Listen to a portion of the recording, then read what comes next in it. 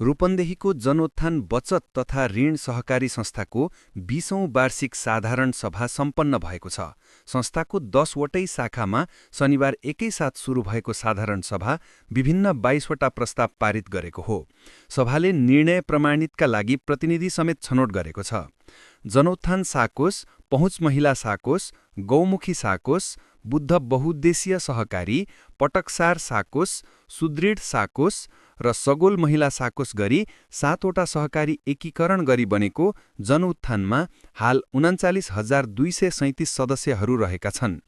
व्यावसायिक र आत्मनिर्भर सदस्य बनाउनु, गुणस्तरीय, सुरक्षित र प्रभावकारी वित्तीय सेवा प्रदान गर्नु, आधुनिक, दिगो र व्यवस्थित साकोस बनाउनु, सदस्यहरूको सुसम्बन्ध स्थापना गरी समुदायमा साकोसको छवि उच्च राख्ने लगायतका उद्देश्य लिई स्थापित संस्थाको 2082को अषाढ मसान्तसम्मको वित्तीय अवस्था सार्वजनिक गरिएको छ, जसअनुसार संस्थाको कुल सम्पत्ति 4 अर्ब 30 करोड 84 लाख रहेको छ।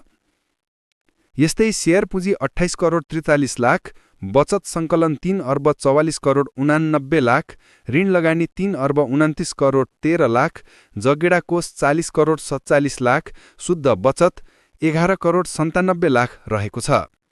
रूपन्देही जिल्लाभर कार्यक्षेत्र रहेको संस्था 2059 सालमा 31 जना सदस्यबाट 100 रुपियाँ उठाएर बागलुङ सामुदायिक संस्थाबाट सुरु भई 2062 पौष 1 गते जनउत्थान बचत तथा ऋण सहकारी संस्था लीको रूपमा दर्ता भएको थियो। हाल 10वटा सेवा केन्द्र मार्फत सदस्यलाई वित्तीय लगायतका अन्य सेवा प्रदान गर्दै आएको छ। संस्थाका अध्यक्ष गिरिप्रसाद पुनले जनउत्थान आर्थिक मात्रा नभई सामाजिक रूपान्तरणका लागि पनि अग्रसर रहेको बताए।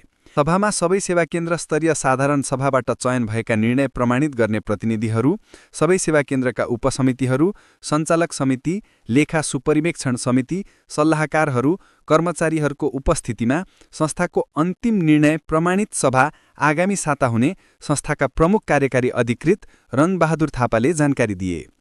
साधारण सभा 10वटै सेवा केन्द्रमा सम्पन्न भएको छ र व्यापक उपस्थितिका साथमा हाम्रो सम्पन्न भएको छ र यसमा जे होस् हामी अब सबै सेवा केन्द्रहरूलाई आत्मनिर्भर बनाउँदै आफै अब अटो पाइलट मोडमा अब संस्थालाई चाहिँ लानुपर्छ र एउटा अध्यक्ष, एउटा व्यवस्थापकले सबै सेवा केन्द्रमा जानुपर्छ भन्ने भन्दा पनि अब सबै सेवा केन्द्रको एउटा छुट्टै सहकारी जस्तै गरेर चलाएर आफ्नो साधारण सभाहरू सुसम्पन्न गर्ने र यस्ता विभिन्न सामाजिक क्रियाकलाप तथा ऋण लगानी असुली सबै कार्यक्रमहरू आफै गर्न सिक्नुपर्छ भन्ने अभियानका साथ यसरी हामीले सुरुवात गरेका छौँ, जसको हरेक सेवा केन्द्रबाट हामीले 3-3 जना निर्णय प्रमाणितको लागि हामीले छनौट गरेका छौँ र त्यो 3-3 जना प्रमाणितको निर्णय आएका छन्।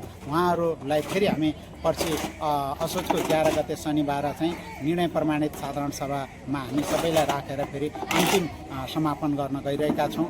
जनउत्थानको अहिले हामीले हेर्दाखेरि एकदमै अहिले नेपालमा चाहिँ सहकारीको विषम परिस्थिति हुँदाहुँदै पनि अहिले अवस्थामा चाहिँ हामीले 400 अस्ति अषाढ मसान्तसम्म 444 करोड रुपियाँ थियो भने अहिले हाम्रो 450 करोड वृद्धि भइसकेको छ र त्यस्तै अहिले जगडा कोषमा पनि हाम्रो 40 करोड 47 लाख रुपियाँ जम्मा भएको छ र अहिले यस्तो विषम परिस्थितिमा पनि हामीले शेयर सदस्यहरूको भाकनाएको ऋणहरूको पूर्ण कर्जा जोखिम कोषको व्यवस्था गर्दै 12 करोड 50 लाख रुपियाँ कर्जा जोखिम कोषको व्यवस्था गरेर पनि हामीले जनउत्थानले अहिले सबै शेयर सदस्यहरूलाई 10% को दरले चाहिँ शेयर लाभांश बाँडिरहेका छौँ भने र अहिले संरक्षित पुँजी कोष जसले ऋण कारोबार गरेको छ, अहिले मैले हिजो रिपोर्टिङ हेर्दाखेरि संरक्षित पुँजी कोष अधिकतम पाउने एकजना सदस्यले चाहिँ 30,000 पाएका रहेछन्।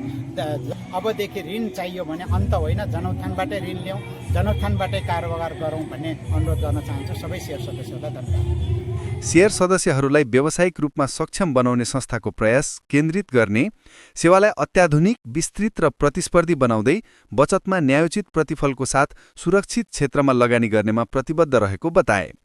89 जना कर्मचारी रहेको संस्थाले राष्ट्रिय तथा अन्तर्राष्ट्रिय सहकारीका सिद्धान्तहरूलाई आत्मसात गर्दै अघि बढेको र बचत तथा ऋणको माध्यमबाट सदस्यहरूको आर्थिक, सामाजिक तथा सांस्कृतिक रूपान्तरणको लागि काम गर्दै आएको उपाध्यक्ष सरू राणाले बताइन्।